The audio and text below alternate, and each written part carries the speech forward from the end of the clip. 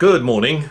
Well, it's the day after, the morning after another interesting day at Westminster with the government. Theresa May has been, well, managing things badly, in my opinion, as usual. And, the situation with Brexit, in my opinion, seems to be getting worse. It doesn't seem to be getting any better.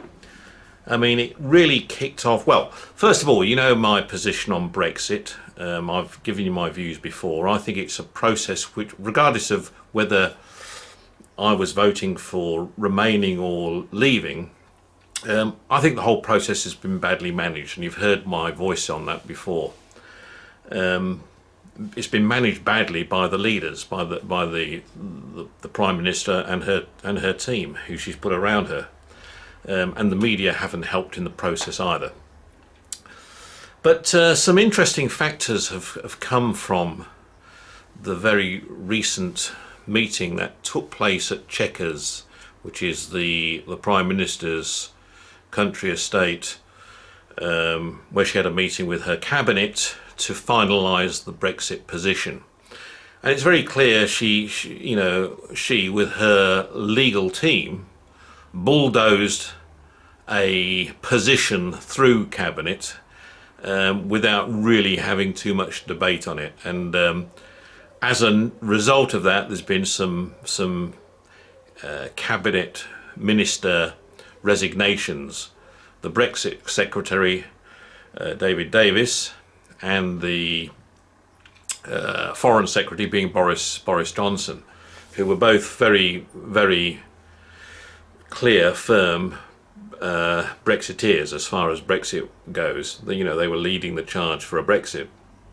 And as we know, Theresa May has been very much, or she was certainly in the position of remain in the European Union. Although she's now managing a process to leave it, her position before this whole process started was to remain. And there's been some other situations that have come to light very recently, which I wasn't aware of, so I couldn't discuss them with you. As far as David Davis was concerned, that was a cabinet position that was created by the Prime Minister at the beginning of her term, after the referendum for leaving the EU. It was a cabinet position that was created to manage the Brexit process with the EU, to head up the negotiations, be the main communication link, not only between the UK government and the European Union, but also to be the communication back to the Prime Minister and back to the rest of the country, back to Parliament, etc., etc. Now, it became very clear in the last sort of 12 months that David Davis was being sidetracked, and it seems he was being sidetracked quite radically. He had a team of people, obviously, that were conducting negotiations under his department, or in his department.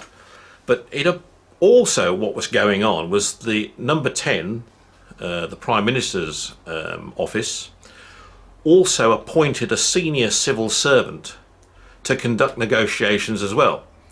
So in effect, there was 10 Downing Street with this civil servant conducting negotiations with the EU, as well as David Davis and his team conducting negotiations with the EU. Now, anyone who knows anything about negotiations, be it in business or anything at all, how can that clearly work? The EU know how individuals sit in our country. They know who are the individuals in our government that are very much more for a soft Brexit because they don't really want to leave the EU, against those that are very much for a more harder, cleaner cut Brexit.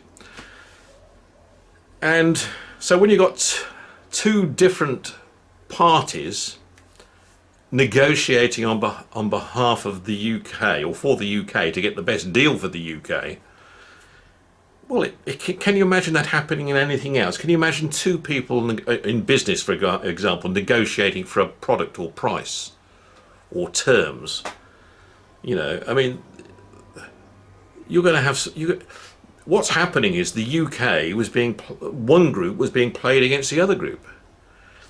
And it really, really made our situation worse. It didn't make it any better. So again, it's poor management and poor decision making being conducted by the leadership in our country.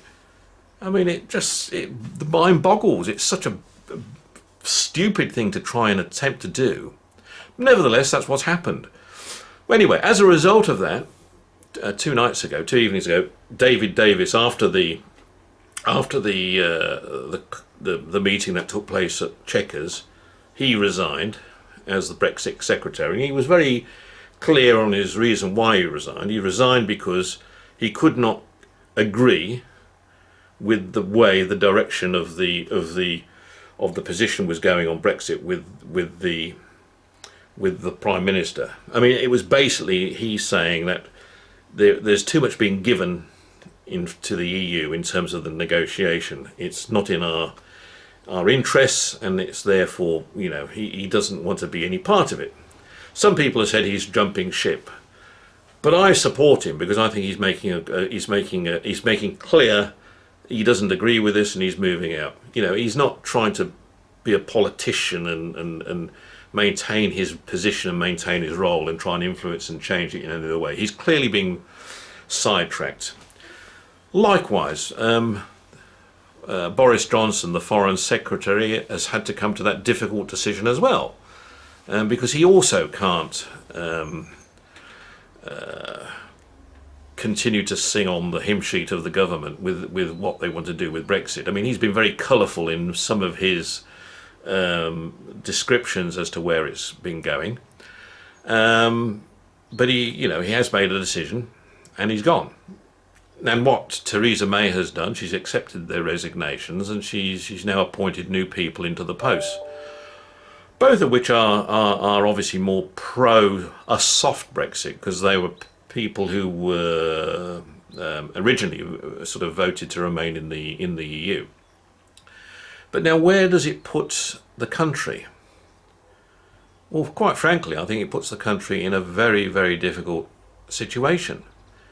We don't want to have a leadership change at this particular moment in time, because that could lead to the risk to another election coming along, and obviously then a new Labour government winning and coming into play. Now, I don't have an issue with Labour governments compared with Tory governments either, really, apart from the current Labour Party, which is as divided as the Tory party is when it comes to Brexit. Labour is more divided in a number of other things as well, though. You've got to realise Labour have gone through traumatic shifting and changing, and we're still not very clear on where they stand as a party on quite a number of fronts when it comes to managing the economics of the country. So tolerating Theresa May and her very, very poor leadership seems to be the best of all evils at the moment.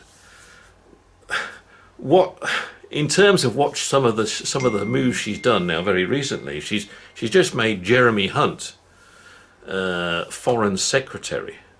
Now, Jeremy Hunt was the Health Secretary, so he's been responsible for all this debacle going on with the NHS over the last few years, and unions have tried to get him out and get him sacked. Even Theresa May at one stage wanted him to go, but he refused to go. If you recall, that wasn't so long ago, probably about a year ago. Anyway, he's now Foreign Secretary. And Hancock has become Health Secretary. Both more pro-EU.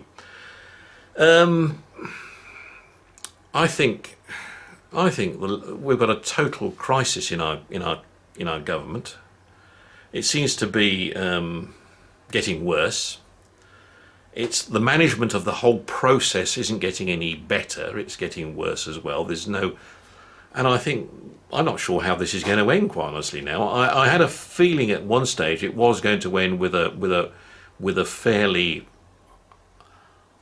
hardline Brexit that would resolve in eventually getting through it to a country stepping into an international market that was going to open up trading opportunities to develop and grow further. And the EU was going to come in line with our thinking, and we were going to build a good relationship with the EU as well. Now I get the impression we're going to get smashed and bullied into the ground, into the dirt, and we're not going to be masters of our destiny when it comes to trade at all.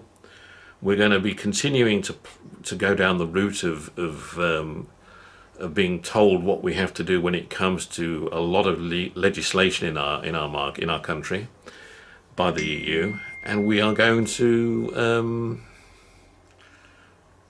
be told how to handle goods at our borders by the EU in many respects. Freedom of movement, I'm not sure how that's going to work out either. I'm a little bit, the whole thing looks like it's being there's a false screen being put over this now, which is giving it a why are we here anyway? Why are we doing this? People are fed up with it. Let's go and do something else. Well, what I can say is I've never seen such poor leadership in a cabinet. Never ever. I think it's the worst cabinet when it comes to leaders we've ever had in the country in my lifetime. I don't think it could be any worse.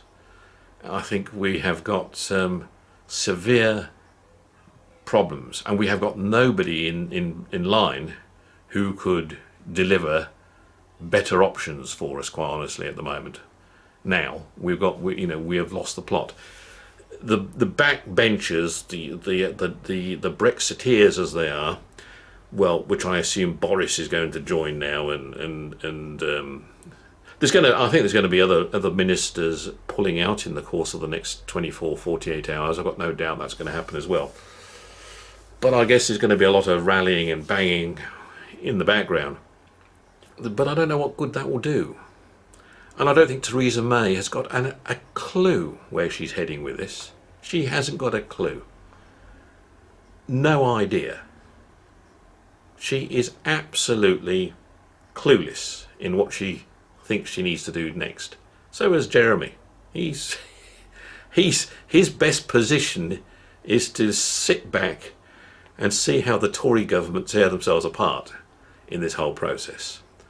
And all the SNP can do is make comments like "told you so" and nothing else as well. So look, it's a disaster. It's a disaster. I wish I could report on something a little bit more positive. Well, let's talk about the football in my next video, and that might be more positive. But that's where we are. Okay.